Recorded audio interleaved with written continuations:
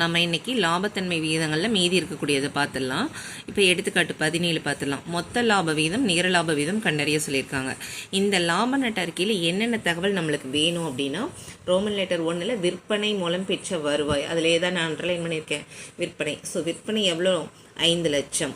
அதுக்கப்புறம் என்னன்னு பாருங்கள், ரோமன் லெட்டர் 4ல் செலவுகள் கொடுத்துருக்காங்க. இந்த செலவுகளில் கொள்முதல் இருக்குது, சரக்கிருப்பு மாற்றம் இருக்குது. இந்த சரக்கிருப்பு மாற்றம் அப்படின்னா என்ன அர்த்தம் அப்படின்னா, தொடக்க சரக்கிருப்பு இறுதி சரக்கிருப்பு சேர்ந்தது தான் சரக்கிருப்பு மாற்றம். ஸோ இந்த எல்லாமே எந்த கணக்கிலமா வரும்? வியாபார கணக்கில் தான் வரும். கொள்முதல் வியாபார கணக்கில் பற்று பக்கம், தொடக்க சரக்கிருப்பும் பற்று பக்கம், இறுதி சரக்கிருப்பு வியாபார கணக்கில் வரவு பக்கம். ஸோ வியாபார கணக்கில் என்னெல்லாம் வருதோ அதை நம்ம எடுத்து கூட்டினோம்னா கிடைக்கிறது நமக்கு அடக்க விலை, ஒரு பொருளோட அடக்க விலை. ஸோ அடக்க விலைக்கு தான் நம்ம இதை எடுத்துக்கணும். அப்போ அடக்க விலைக்கு இந்த இடத்துல இந்த சரக்கிருப்பு மாற்றம் ப்ளஸில் இருந்தால் ப்ளஸ் பண்ணுங்கள், மைனஸில் இருந்தால் மைனஸ் பண்ணுங்கள். இந்த கணக்கில் ப்ளஸ் இருக்குது. ஸோ 1,80,000 20,000 கூட்டினா எவ்வளோமா? 2 லட்சம். இந்த 2 லட்சம் தான் ஒரு பொருளோட அடக்க விலை. அப்போ இங்கே பாருங்கள், விற்பனை மூலம் பெற்ற வருவாய்க்கான அடக்க விலையை தான் இவ்வளோ பெருசு எழுதியிருக்காங்க. அந்த விற்பனை மூலம் பெற்ற வருவாய்னு இருக்காமா, அதோடு சேர்த்து அடக்க விலை. அப்போ என்ன எழுதியிருப்பாங்க? இதுதான் ஃபஸ்ட்டு நீங்கள் கண்டுபிடிக்கணும். விற்பனை மூலம் பெற்ற வருவாய்க்கான அடக்க விலை சமம் வியாபார கணக்கில் வர்றது எல்லாம் எடுத்துக்கணும். அப்போ ஏது 2 எடுத்துக்குவீங்க? இந்த கொள்முதலையும் சரக்கிருப்பு மாற்றம் ப்ளஸில் இருக்கனால இங்கே ப்ளஸ் பண்ணிக்கோங்க. 1,80,000 ப்ளஸ் 20,000 2 லட்சம் தான் அந்த கணக்கான அடக்க விலை. இந்த அடக்க விலை வந்ததுக்கப்புறம் இப்போ நான் நேற்று சொன்னேன் இல்லையா, சிம்பிளாக ஞாபகம் வச்சுக்கிறதுக்காக இந்த ஃபார்முலா. இப்போ ஒரு பொருளோட அடக்க விலை எவ்வளோமா? 5 ரூபா. லாபம் எவ்வளோ வச்சு விற்கிறாங்க? 3 ரூபா. அப்போ விற்ற விலை எவ்வளோ இருக்கும்? 8 ரூபா. இப்போது நமக்கு கணக்கில் என்ன வேணும்? லாபம் தான் வேணும். ஸோ லாபம் வேணும்னா பெரியன்லேருந்து சிறியனை கழிக்கணும். இப்போ பெரியன் எது? விற்பனையிலேருந்து அடக்க விலையை கழிக்கணும்னு ஞாபகம் வச்சுக்கோங்க. அப்போ மொத்த லாபம் சமம் எதுலேருந்து எதை கழிக்கணும்? விற்பனை கழித்தல் அடக்க விலை. அதுதான் இங்கே பெருசாக எழுதியிருக்காங்க. விற்பனை மூலம் பெற்ற வருவாய் கழித்தல் விற்பனை மூலம் பெற்ற வருவாய்க்கான அடக்க விலை. அப்போ விற்பனை எவ்வளோ இருக்குங்க கேள்வியில்? 5 லட்சம். அடக்க விலை எவ்வளோ கண்டுபிடிச்சோம்? 2 லட்சம். 5 லட்சத்தில் 2 லட்சம் அடக்க விலை போயிடுச்சுன்னா லாபம் எவ்வளோமா? 3 லட்சம். அப்போ மொத்த லாப விகிதம் சமம் என்ன கேள்வி இருக்கோ அதை மேலே எழுதுங்க, விற்பனையை கீழே போடுங்க, பெருக்கல் 100. எல்லா ஃபார்முலாவுக்குமே வரணும். இப்போ மொத்த லாபம் எவ்வளோ கண்டுபிடிச்சிருக்கோம்? 3 லட்சம். விற்பனை எவ்வளோ இருக்குது? 5 லட்சம் பெருக்கல் 100. இந்த 2 ஜீரோக்கு இந்த 2 ஜீரோ கேன்சல் பண்ணு, 3 ஜீரோக்கு இந்த 3 ஜீரோ கேன்சல் பண்ணிடுங்க. இப்போ 300/5. 6 எவ்வளோமா? 30. அப்போ இன்னும் ஒரு ஜீரோ இருக்கனால அந்த ஜீரோ இங்கே வந்து சேர்ந்துடும். அப்போ எத்தனை சதவீதம்? 60%. அப்போ நீங்கள் ஃபார்முலா எழுதும் போது எந்த ஆர்டரில் எழுதணும்? ஃபஸ்ட்டு மெயின் ஃபார்முலா எழுதிடுறோம். அதுக்கப்புறம் ஃபஸ்ட்டு நீங்கள் என்ன தான் கண்டுபிடிக்கணும்? அடக்க விலையை தான் ஃபஸ்ட்டு கண்டுபிடிக்கணும். அந்த அடக்க விலை கண்டுபிடிக்கிறதுக்கு எதை மட்டும் தான் எடுத்துக்கணும்? வியாபார கணக்கில் என்ன தகவல் இருக்குதோ அதை மட்டும் எடுத்துக்கணும். இங்கே சரக்கிருப்பு மாற்றம் ப்ளஸ்னா ப்ளஸ் பண்ணுங்கள், மைனஸ்னா மைனஸ் பண்ணுங்கள். அடக்க விலை கண்டுபிடிச்சதுக்கப்புறம் மொத்த லாபத்தை கண்டுபிடிக்கிறோம். மொத்த லாபத்தை கண்டுபிடிச்சதுக்கப்புறம் இந்த 3ஆவது ஸ்டெப்பை இங்கே தான் நம்ம அப்ளை பண்ணணும். பண்ணிவிட்டு ஆன்சர் 60% ஒரு பாக்ஸ் போட்டுருங்க. அடுத்தது 2வது பாருங்கள், நிகர லாப விகிதம். இந்த நிகர லாப விகிதம் அப்படின்னா ஒன்றே இந்த இடத்துல நல்லா ஞாபகம் வச்சுக்கணும். வரிக்கு பின்னர் உள்ள நிகர லாபம். வெறும் நிகர லாபம் எழுதக்கூடாது. என்ன எழுதணும்? வரிக்கு பின்னர் உள்ள நிகர லாபத்தை மேலே போடணும். எல்லா ஃபார்முலாலையும் என்ன தான்? விற்பனை மூலம் பெற்ற வருவாயை கீழே போடணும். பெருக்கல் 100. நேற்றே சொன்னேன், பெருக்கல் 100 எதுக்காக போடணும்? இந்த லாபத்தன்மை விகிதங்கள் எல்லாமே சதவீதத்தில் நம்ம கொடுக்கணும். ஸோ மெயினாக இருக்கக்கூடிய இந்த 4 ப்ளஸ் முதலீடு மீதான வருவாய், இந்த 5மே லாபத்தன்மை விகிதங்கள் தான். ஸோ இந்த 5லையும் 100ஆல் பெருக்கணும். வேறு எந்த ஃபார்முலாக்கும் வராது. இந்த ரோமன் லெட்டர் 5ல் இருக்கக்கூடிய லாபம் இருக்குல்லமா, இந்த லாபம் தான் என்ன லாபம்? நிகர லாபம். ஸோ நிகர லாபம் 1,80,000 என்ன பண்ணுங்கள்? மேலே போடுங்க. விற்பனை 5 லட்சத்தை கீழே போடுறோம், பெருக்கல் 100. 2 ஜீரோக்கு 2 ஜீரோ கேன்சல் பண்ணுங்கம்மா. இந்த 3 ஜீரோக்கு இந்த 3 ஜீரோ கேன்சல் பண்ணுங்கள். இப்போ மேலே 150, கீழே 5. 3 15. இன்னும் ஒரு சைஃபர் இருக்குது. ஸோ எத்தனை சதவீதம்? 30%. ஸோ மொத்த லாபத்துலேருந்து நிகர லாபம் என்னவா இருக்கும்? கண்டிப்பாக குறைஞ்சி தான் வரும், அதிகமாக வராது. ஏன்னா மொத்த லாபம்ங்கிறது செலவுகள்லாம் கழிக்கிறதுக்கு முன்னாடி இருந்தது. அதுக்கப்புறம் எல்லா செலவையும் கழிச்சதுக்கப்புறம் கண்டுபிடிக்கிறது தான் நிகர லாபம். அப்போது இந்த சதவீதத்துலேருந்து இந்த சதவீதம் கண்டிப்பாக என்னாகும்? குறையும். குறையாமல் இது அதிகமாக வந்ததுன்னா நீங்கள் போட்ட கணக்கு தப்புன்னு அர்த்தம். எடுத்துக்காட்டு 18 ரொம்ப ரொம்ப இம்பார்ட்டன்ட் 5 மார்க்கு.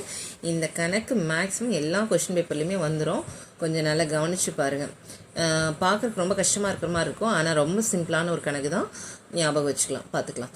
இப்போ ஃபர்ஸ்ட் ஒன் பாருங்கள், மொத்த லாப விகிதம் கண்டுபிடிக்க சொல்கிறாங்க, நிகர லாப விகிதம் கண்டுபிடிக்க சொல்கிறாங்க, இயக்க அடக்க விலை விகிதம் கண்டுபிடிக்க சொல்கிறாங்க, 4வது இயக்க லாப விகிதம் கணக்கிட சொல்கிறாங்க. ஸோ இது எல்லாத்துக்கும் இப்போ நம்ம பார்த்தா அந்த கணக்கு மாடல்லையே தான் இந்த கணக்கு இருக்குது. இங்கேயும் என்னதான் இருக்குது, லாப நட்ட அறிக்கை தான். அப்போ என்ன வேணும், விற்பனை அண்டர்லைன் பண்ணிக்கோங்க. விற்பனை எவ்வளோ இருக்குது, 20,000. அதுக்கப்புறம் கொள்முதலும் சரக்கிருப்பு மாற்றமும் என்ன கணக்கில் வரும், வியாபார கணக்குக்கு வரும். ஸோ வியாபார கணக்கில் வர்றது மட்டும்தான் எதுக்கு நம்ம எடுத்துக்கணுமா, அடக்க விலைக்கு எடுத்துக்கணும். இப்போ வியாபார கணக்கில் தான் கொள்முதல் வந்து பற்று பக்கம், தொடக்க சரக்கிருப்பு பற்று பக்கம், இறுதி சரக்கிருப்பு வரவு பக்கம். போன கணக்கில் நம்மளுக்கு இந்த இடத்துல ப்ளஸ் இருந்ததுனால சரக்கிருப்பு மாற்றத்தை ப்ளஸ் பண்ணோம், இந்த இடத்துல சரக்கிருப்பு மாற்றம் மைனஸில் இருக்கிறதுனால நம்ம என்ன பண்ணணும், மைனஸ் பண்ணணும். ஸோ 17,000ல் 1000 கழிச்சோம்னா என்னது, அடக்க விலை 16,000. இந்த இடத்த பாருங்கள், ஃபஸ்ட்டு விற்பனை மூலம் பெற்ற வருவாய்க்கான அடக்க விலை கொடுத்துருக்காங்க. இந்த இடத்துல என்ன ஞாபகம் வச்சுக்கணும், வியாபார கணக்கில் வர்றது மட்டும்தான். ஸோ வியாபார கணக்கில் இங்கே என்னமா இருக்கும், கொள்முதலும் சரக்கிருப்பு மாற்றம் தான் இருக்குது. அது ரெண்டு விவரத்தை எழுதுகிறோம். அதுக்குரிய அமௌண்ட் 17,000 மைனஸ் 1000. அப்போது அடக்க விலை எவ்வளோன்னு கண்டுபிடிச்சாச்சு, 16,000. இப்போ மொத்த லாபத்துக்கு நான் ஏற்கனவே சொன்னதான், அடக்க விலை 5 ரூபாய், லாபம் 3 ரூபா வச்சு 8 ரூபாய்க்கு விற்கிறோம். இப்போ நமக்கு என்ன வேணும், மொத்த லாபம் வேணும். லாபம் வேணும்னா எதுலேருந்து எதை கழிக்கணும், விற்பனையிலேருந்து அடக்க விலையை கழிக்கணும். அதுதான் இங்கே ஃபார்முலா, விற்பனையிலேருந்து அடக்க விலையை கழிக்கிறோம். ஸோ அது பெரிய ஃபார்முலாவாக எழுதிடுறோம். விற்பனை மூலம் பெற்ற வருவாய்ங்கிறது விற்பனை தான், கழித்தல் விற்பனை மூலம் பெற்ற வருவாய்க்கான அடக்க விலைங்கிறது அடக்க விலை தான். அதுதான் இங்கே ஷார்ட்டாக கொடுத்துருக்கேன். விற்பனையிலேருந்து அடக்க விலையை கழிச்சா மொத்த லாபம். இப்போ விற்பனை இந்த கணக்கில் எவ்வளோமா இருக்குது, 20,000. 20,000ல் அடக்க விலை எவ்வளோ போயிடுச்சு, 16,000. 16,000 கழிச்சோம்னா 4,000 ரூபாய் என்ன லாபம், மொத்த லாபம். இந்த அப்ளை பண்ணுற ஸ்டெப்பு அதுக்கப்புறம் வரணும். ஸோ ஃபஸ்ட்டு மொத்த லாப விகிதத்துக்கான ஃபார்முலா, மெயின் ஃபார்முலா எழுதுகிறோம். அதுக்கப்புறம் அடக்க விலையை கண்டுபிடிக்கிறோம். அதுக்கப்புறமேட்டு தான் நம்ம என்ன கண்டுபிடிக்கணும், மொத்த லாபத்தை கண்டுபிடிக்கிறோம். அதுக்கப்புறம் தான் மெயின் ஃபார்முலாவில் அப்ளை பண்ணணும். ஸோ மொத்த லாபம் 4,000 மேலே போடணும், விற்பனை 20,000 கீழே போடணும், பெருக்கல் 100. இந்த 2 சைஃபருக்கு இந்த 2 சைஃபர் கேன்சல் பண்ணுங்கள். இந்த 2 ஜீரோக்கு இந்த 2 ஜீரோ போயிடும். 40 கீழே வகுத்தல் 2, 2ஆல் வகுத்துனா பாதி. 40ல் பாதி எவ்வளோமா, 20% தான் ஆன்சர். அடுத்து ரெண்டாவது என்னது, நிகர லாப விகிதம். ஸோ இந்த நிகர லாப விகிதம் எங்கே இருக்கும், கடைசியாக இருக்கிறது தான் நிகர லாபம்னு சொன்னேன். அப்போ ஃபார்முலா என்ன எழுதிக்கணும், இந்த இடத்துல மட்டும் வரிக்கு பின்னர் உள்ள நிகர லாபம் மேலே எழுதிக்கோங்க. எல்லா ஃபார்முலாலையுமே பாருங்கள் 4 ஃபார்முலா கண்டுபிடிக்க சொல்லியிருக்காங்க. ஸோ மொத்த லாப விகிதம், நிகர லாப விகிதம், இயக்க அடக்க விலை விகிதம், இயக்க லாப விகிதம் எல்லாத்துலேயுமே பாருங்கள், விற்பனை மூலம் பெற்ற வருவாய் பெருக்கல் 100, விற்பனை மூலம் பெற்ற வருவாய் பெருக்கல் 100, விற்பனை மூலம் பெற்ற வருவாய் பெருக்கல் 100, விற்பனை மூலம் பெற்ற வருவாய் பெருக்கல் 100. என்ன கேள்வி அந்த கேள்வி மேலே எழுதுங்க. மொத்த லாபம்னா மொத்த லாபம் மேலே, நிகர லாபம்னா நிகர லாபம், அதுக்கு முன்னாடி வரிக்கு பின்னர் உள்ள நிகர லாபம் சேர்த்திக்கணும்.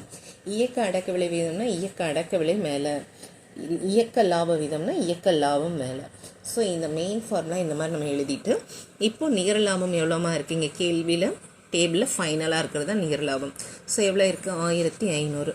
விற்பனை எவ்வளோ இருக்குது, 20,000 பெருக்கல் 100. 2 சைஃபருக்கு 2 சைஃபர், இந்த 2 சைஃபருக்கு 2 சைஃபர், மேலே 15 இருக்குது, கீழே 2 இருக்குது. 15 2ஆல் வகுனா பாதி. ஸோ 15ல் பாதி 7 ரூபாய் 50 பைசா. சதவீதமாக போடும்போது 7.5%. நான் ஏற்கனவே சொன்னேன், மொத்த லாபம் சதவீதத்தை விட நிகர லாபம் சதவீதம் எப்படி இருக்கணும், குறைவாக தான் வரணும். வந்தால் தான் நம்ம போட்ட கணக்கு கரெக்டு. அடுத்தது 3வது பாருங்கள், இந்த இடத்துல வரி இல்லை எனக்குள்ளவும் கொடுத்துருக்காங்க. இது தேவையில்லை, இது நீங்கள் தெரிஞ்சுக்கிறதுக்காக தான். ஏன்னா இங்கே என்ன கொடுத்துருக்காங்கன்னு பாருங்கள், வரிக்கு முன்னர் உள்ள நிகர லாபம்னு கொடுத்துருக்காங்க. ஆனால் நம்மளுக்கு ஃபார்முலாவில் என்ன வேணும், வரிக்கு பின்னர் உள்ள நிகர லாபம். ஸோ வரி இருந்தால் தானே கழிச்சிருப்போம். இந்த கணக்கில் என்ன இல்லை, வரி இல்லை. அப்போ வரிக்கு முன்னர் உள்ள லாபமும் அதுதான், வரிக்கு பின்னர் உள்ள லாபமும் அதுதான் அப்படின்னு நீங்கள் தெரிஞ்சுக்கிறதுக்காக தான் இந்த எக்ஸ்ட்ரா நீங்கள் புரிஞ்சுக்கிறதுக்காக கொடுத்துருக்காங்க. இது நீங்கள் எழுத தேவையில்லை. அடுத்து 3வது இயக்க அடக்க விலை வீதம். இயக்க அடக்க விலை வீதம்னா நம்ம என்ன பண்ணோம், இயக்க செலவையும் அடுத்தது நம்ம இந்த அடக்க விலையும் கூட்டினா இயக்க அடக்க விலை. ஸோ இங்கே அடக்க விலை ஏற்கனவே எவ்வளோ கண்டுபிடிச்சி வச்சாச்சு, 16,000. அடக்க விலை 16,000 கண்டுபிடிச்சி வச்சாச்சு. இங்கே இயக்க செலவு எதுன்னு பார்க்கணும். இப்போ நிதிசார் செலவுன்னு ஒன்று இருக்காமா, இந்த ரெண்டும் வியாபார கணக்கு போயிடுச்சு. அப்போது இந்த நிதிசார் செலவுங்கிறது இயக்க சார்பற்ற செலவு. இந்த செலவு பண்ணாதான் நிர்வாகம் இயங்கும் அப்படின்னு அர்த்தம் கிடையாது. ஸோ அதனால் இது என்ன செலவு, இயக்க சார்பற்ற செலவு. இந்த 300 ரூபாய் எங்கேயும் வராது. அதுக்கடுத்து இருக்கிற செலவு நிர்வாகம் பண்ணுறதுக்கும் விற்பனை பண்ணுறதுக்கும் ஆகக்கூடிய செலவு. ஸோ இதுதான் என்ன செலவு? இயக்க செலவு. அப்போ இந்த இயக்க செலவு எவ்வளோமா இருக்குது? 2400. இந்த 2400 இயக்க செலவையும் அடக்க விலை 16,000 கூட்டினா நமக்கு என்ன கிடைக்கும்? இயக்க அடக்க விலை. அதுதான் இங்கே கொடுத்துருக்காங்க. இயக்க செலவு எவ்வளோ? 2400. அடக்க விலை எவ்வளோ கண்டுபிடிச்சோம்? 16,000. ஸோ அடக்க விலையும் இயக்க செலவையும் கூட்டினா இயக்க அடக்க விலை. இங்கே பாருங்கம்மா, இயக்க அடக்க விலை கொடுத்துருக்காங்க. ஸோ இயக்க செலவையும் அடக்க விலையையும் கூட்டினா இயக்க அடக்க விலை. அப்போ நம்மளுக்கு இங்கே அடக்க விலை எவ்வளோ கண்டுபிடிச்சோம்? 16,000. இயக்க செலவு நம்மளுக்கு கேள்வியிலேயே இருக்குது. எவ்வளோமா இருக்குது? 2400. அந்த 2400 கூட்டினா 18,400. இப்போ மெயின் ஃபார்முலாவில் அப்ளை பண்ணிக்கலாம். இந்த ஸ்டெப் கீழே வரணும். 18,400 மேலே போடுங்க, விற்பனை 20,000 கீழே போடுங்க, பெருக்கல் 100. 2 ஜீரோக்கு 2 ஜீரோ அடிச்சுங்க, இந்த 2 ஜீரோக்கு 2 ஜீரோ அடிச்சுங்க. மேலே 184 இருக்குது, கீழே 2. ஸோ 184ல் 2ங்கிறது பாதி. ஸோ 18ல் பாதி 9, 4ல் பாதி 2ன்னு போட்டாலும் சரி, அல்லது 184 2ஆக பிரித்தா 92 அப்படின்னு பிரிக்க தெரிஞ்சாலும் பிரிச்சுக்கலாம். சரிங்களா? அடுத்தது 4வது இயக்க லாப விகிதம். இப்போ மெயின் ஃபார்முலா என்னம்மா? இயக்க லாபத்தை மேலே போடணும், விற்பனை மூலம் பெற்ற வருவாயை கீழே போடணும், பெருக்கல் 100. இப்போது நமக்கு இங்கே இயக்க லாபத்துக்கு ஃபார்முலா பாருங்கள். விற்பனையிலேருந்து இந்த இயக்க அடக்க விலை 18,400 கழிச்சிடணும். இப்போ விற்பனை கேள்வியில் எவ்வளோ இருந்தது? 20,000. இங்கே இயக்க அடக்க விலை எவ்வளோ கண்டுபிடிச்சிருக்கோம்? 3வது ஃபார்முலாவில் 18,400. அப்போ 20,000ல் அடக்க விலை இயக்க அடக்க விலை 18,400 கழிச்சிட்டோம்னா 1,600 என்ன லாபம்? இயக்க லாபம். இப்போ மெயின் ஃபார்முலாவில் அப்ளை பண்ணிக்கலாம். 1,600 மேலே போடுறோம், விற்பனை 20,000 கீழே போடுறோம், பெருக்கல் 100. இந்த 2 சைஃபருக்கு இந்த 2 சைஃபர், இந்த 2 சைஃபருக்கு இந்த 2 சைஃபர். 16/2, 16ல் பாதி 8. ஸோ 8%. இந்த ஆன்சர் எல்லாமே எதில் போடணும்? 20%, 7.5%, 92%, 8% அப்படின்னு போடணும். 8 மடங்கு இப்படி ஏதாவது போட்டிங்க, அல்லது 8:1 அப்படின்னு போட்டிங்கன்னா உங்களுக்கு ஒவ்வொரு ஃபார்முலாக்குமே 1/2 மார்க் குறைச்சிட்டு வந்துடுவாங்க. ஓகே, இந்த 4வது ஃபார்முலா இவ்வளோ என்னால் ஞாபகம் வச்சுக்க முடியலன்னா சிம்பிளாக இந்த ஃபார்முலாவும் போட்டுக்கலாம். இந்த ஸ்டெப் ஃபுல்லாக எழுதலாம், அல்லது இந்த ஃபார்முலா இயக்க லாப விகிதம் சமம் 100லேருந்து இந்த 3வது கண்டுபிடிச்சுள்ள இயக்க அடக்க விலை விகிதம் அதை நம்ம கழிச்சிடணும். அப்போ 100ங்கிறது ஃபார்முலாலே இருக்குது. இயக்க அடக்க விலை விகிதம் எத்தனை சதவீதம் கண்டுபிடிச்சோம்? 92. அப்போ 100ல் 92% கழிச்சோம்னா ஆன்சர் எவ்வளோ? 8%. அதே 8% தான். ஸோ ஒன்று இந்த ஃபார்முலா எழுதி இதெல்லாம் போடலாம், அல்லது எனக்கு இது கொஞ்சம் கன்ஃபியூஸ் ஆகுது அப்படின்னா டோட்டலாக அதை விட்டுட்டு இந்த 4வது இங்கே நான் போட்டிருக்கேன் இந்த ஸ்டெப் மட்டுமே போட்டால் போதும். இது நானாக போடல, புக்கில் இருக்குமா? புக்கில் பேஜ் நம்பர் 312 பாருங்கள், இந்த இடத்துல கொடுத்துருப்பாங்க. இயக்க லாப விகிதம் இந்த ஃபார்முலாவும் அப்ளை பண்ணிக்கலாம், அல்லது 100 கழித்தல் இயக்க அடக்க விலை விகிதம் அப்படியும் போட்டுக்கலாம். இது வந்து புக்கில் இருக்கிற மெத்தட் தான். நீங்கள் எப்படி போட்டாலும் உங்களுக்கு ஃபுல் மார்க் கொடுப்பாங்க. அதே 18வது பயிற்சி கணக்குமா 12th பொறுத்தளவுக்கு நான் ஒவ்வொரு வீடியோலையுமே சொல்கிறேன். பயிற்சி நான் இங்கே வந்து ஏன் எடுத்துக்காட்டு எக்ஸ்பிளைன் பண்ணுறேன் அப்படின்னா, எடுத்துக்காட்டுக்குரிய அதே மாடல் கணக்கு தான், அதே நம்பராக உங்களுக்கு பயிற்சியிலே இருக்கும். அங்கே அமௌண்ட் மட்டும்தான் மாறி இருக்குது. ஸோ எடுத்துக்காட்டும் கேட்கலாம், பயிற்சியும் கேட்கலாம், எதை வேணாலும் நீங்கள் போட்டு ப்ராக்டிஸ் பண்ணுங்கள். ஸோ எடுத்துக்காட்டு தரவு ஆகிட்டிங்கன்னா நீங்கள் பயிற்சியை ஒரு டெஸ்ட் மாதிரி அப்பயே நீங்கள் போட்டு ப்ராக்டிஸ் பண்ணி பார்த்துக்கலாம். ஓகேங்களா? இந்த கணக்கு, இந்த 2 கணக்கில் ஒரு கணக்கு கட்டாயம் எதிர்பார்க்கலாமா? மொத்த லாப விகிதம், நீர் லாப விகிதம், இயக்க அடக்க விலை விகிதம், இயக்க லாப விகிதம். ஸோ எல்லா ஃபார்முலாலையும் என்ன கீழே வரணும்? இந்த விற்பனை மூலம் பெற்ற வருவாய் கீழே வரணும், பெருக்கல் 100. எல்லா ஃபார்முலாலையும் மேலே இருக்கிற விஷயம் அப்படி மேலே வந்துடும். மொத்த லாபம் மேலே போடுறோம், வரிக்கு பின்னர் உள்ள நிகர லாபம் மேலே போடுறோம், இயக்க அடக்க விலை விகிதம் மேலே போடுறோம், இயக்க லாபம் மேலே போடுறோம். ஸோ இந்த கேள்வியை மேலே எழுதிட்டு விற்பனை மூலம் பெற்ற வருவாய் கீழே எழுதிட்டு பெருக்கல் 100. இதுதான் 4 ஃபார்முலா. ஸோ கணக்கே தெரியலனா கூட நீங்கள் ஃபார்முலா 4 எழுதினா கூட உங்களுக்கு கண்டிப்பாக இதுக்கு 2 மார்க் கிடைக்கும். இப்போ இந்த அறிக்கையில் என்னென்ன ஞாபகம் வச்சுக்கணும்? விற்பனை 4 லட்சம் வேணும், முக்கியம். அடுத்தது நான் சொல்லியிருக்கேன், கொள்முதல் சரக்கிருப்பு மாற்றம். சரக்கிருப்பு மாற்றம் எது ரெண்டும் சேர்ந்தது? தொடக்க சரக்கிருப்பும் இறுதி சரக்கிருப்பு சேர்ந்தது சரக்கிருப்பு மாற்றம். கொள்முதலும் வியாபார கணக்கு. ஸோ இந்த வியாபார கணக்கில் வர்றது மட்டும்தான் என்ன விலை? அடக்க விலைக்கு எடுத்துக்கணும். அப்போ இந்த வியாபார கணக்கில் வர்றது மட்டும்தான் எங்கேம்மா வரும்? அடக்க விலைக்கு வந்துடும். இங்கே அடக்க விலை பாருங்கள், சரக்கிருப்பு மாற்றம் வந்து ஸோ இங்கே அடக்க விலை கணக்கிடும் போது சரக்கிருப்பு மாற்றம் ப்ளஸில் இருந்தால் ப்ளஸ் பண்ணும், மைனஸில் இருந்தால் மைனஸ் பண்ணும். இந்த கணக்கில் எதுவும் இல்லைன்னா ப்ளஸில் இருக்குன்னு அர்த்தம். ஸோ 2,10,10,000 30,000 கூட்டினீங்கன்னா எவ்வளோமா 2,40,000. ஸோ இந்த மொத்த லாப இதுக்கான ஃபார்முலா எழுதியிருக்கேன். ஃபஸ்ட்டு நம்ம அடக்க விலை கண்டுபிடிக்கிறோம். அந்த அடக்க விலைக்கு கொள்முதலையும் சரக்கிருப்பு மாற்றத்தை கூட்டணும். அப்போ 2,10,000 ப்ளஸ் 30,000 2,40,000 இந்த அமௌண்ட்டு தான். ஸோ 2,40,000 கண்டுபிடிச்சோம். அடுத்தது என்ன வேணும்? மொத்த லாபம் வேணும். நான் ஏற்கனவே சொல்லியிருக்கேன், விற்பனையிலேருந்து அடக்க விலையை கழிச்சா மொத்த லாபம். அப்போ இதை நீங்கள் ஃபுல்லாக எப்படி எழுதுவீங்க? விற்பனை மூலம் பெற்ற வருவாய் கழித்தல் விற்பனை மூலம் பெற்ற வருவாய்க்கான அடக்க விலைன்னு எழுதணும். நான் ஷார்ட்டாக எழுதியிருக்கேன். அப்போ விற்பனை இந்த கணக்கில் எவ்வளோமா இருக்குது? 4 லட்சம். அப்போ இந்த 4 லட்சத்தை போட்டுக்கோங்க. அடக்க விலை 2,40,000 கண்டுபிடிச்சிங்க. இதுலேருந்து இதை கழிச்சா 1,60,000 என்ன லாபம்? மொத்த லாபம். இந்த ஸ்டெப்பை அதுக்கு கீழே கொண்டு வரணும். இப்போ மெயின் ஃபார்முலாவில் அப்ளை பண்ணுறது. மொத்த லாபம் 1,60,000 மேலே போடணும், விற்பனை 4 லட்சம் கீழே போடணும், பெருக்கல் 100. 2 ஜீரோக்கு 2 ஜீரோ, 3 ஜீரோக்கு 3 ஜீரோ, 160 4ஆல் வகுக்கும்போது நன்னாங்கு 16. இன்னும் 1 ஜீரோ இருக்கா? அப்போ எத்தனை சதவீதம்? 40%. அடுத்தது நிகர லாபம். நிகர லாபங்கிறது இந்த கடைசியாக இருக்கிறது தான் நிகர லாபம். இங்கே என்னது? வரிக்கு முன்னர்னு கொடுத்துருக்காங்க. ஆனால் நம்ம எழுதும்போது ஃபார்முலாவில் எழுதணும், வட்டி மற்றும் வரிக்கு பின்னர் உள்ள நிகர லாபம்னு எழுதணும். கீழே விற்பனை நான் எழுதியிருக்கேன். நீங்கள் விற்பனை மூலம் பெற்ற வருவாய்னு எழுதிட்டு பெருக்கல் 100. ஸோ இங்கே ஆன்சர் எவ்வளோ இருக்குது கேள்வியில்? 80,000. அப்போ 80,000 4 லட்சம் பெருக்கல் 100. 2 ஜீரோக்கு 2 ஜீரோ கேன்சல் பண்ணுறோம், 3 ஜீரோக்கு 3 ஜீரோ, 80 4ஆல் வகுக்கணும். ஸோ 4 2 8, இந்த 1 ஜீரோ அப்படியே வந்துடும். எத்தனை சதவீதம்? 20%. மொத்த லாபத்தை விட நிகர லாபத்தோட சதவீதம் எப்படி இருக்கணும்? கண்டிப்பாக குறைவாக தான் இருக்கணும். அதிகமாக வந்தால் நீங்கள் போட்டது தப்பு. அடுத்தது கேள்வியில் நமக்கு தேவையானது பாருங்கள். இந்த நிதிசார் செலவுங்கிறது இயக்க சார்பற்ற செலவு. இந்த செலவு பண்ணால் தான் நிர்வாகம் இயங்கும், அப்படி கிடையாது. அதனால் இந்த 24,000 எங்கேயுமே எடுத்துக்கூடாது. அடுத்தது என்ன கொடுத்துருக்காங்க? நிர்வாகம் மற்றும் விற்பனை செலவு. ஸோ இது என்ன செலவு? இயக்க செலவு. இதை பண்ணால் தான் நிர்வாகம் பண்ண முடியும், விற்பனை பண்ண முடியும். அதுக்கு பண்ணக்கூடிய செலவு தான் இந்த செலவு. ஸோ இதுதான் என்ன செலவு? இயக்க செலவு. நம்மளுக்கு எடுத்துக்காட்டு எப்படி இருக்கும் அதே மாடல் அப்படியே இருக்கும் பாருங்கள். அதனால் நீங்கள் கணக்கு பார்க்கும்போது இப்படி ஞாபகம் வச்சுட்டா கூட ஃபார்முலா மனப்பாடம் பண்ணி தான் கணக்கு போடணுன்ற அவசியம் கிடையாது. இன்னொன்று, நீங்கள் கணக்கு இந்த மாதிரி போட்டு ப்ராக்டிஸ் பண்ணிங்கன்னா மட்டும்தான் எல்லா 7 5 மார்க், 7 3 மார்க், 7 2 மார்க், 1 மார்க்கில் 20 எல்லாமே நம்ம அட்டன் பண்ணுறதுக்கு அந்த 2.25 மணி நேரம் டைம் இருக்கும். ஒரு 10 நிமிஷம் நம்ம வந்து செக் பண்ணணும் பேப்பரை. ஓகேங்களா? இப்போது இயக்க அடக்க விலை விகிதம் ஃபார்முலா என்னமா? இயக்க அடக்க விலை மேலே போடணும், விற்பனை மூலம் பெற்ற வருவாய் கீழே பெருக்கல் 100. இயக்க செலவையும் அடக்க விலையையும் கூட்டினா இயக்க அடக்க விலை.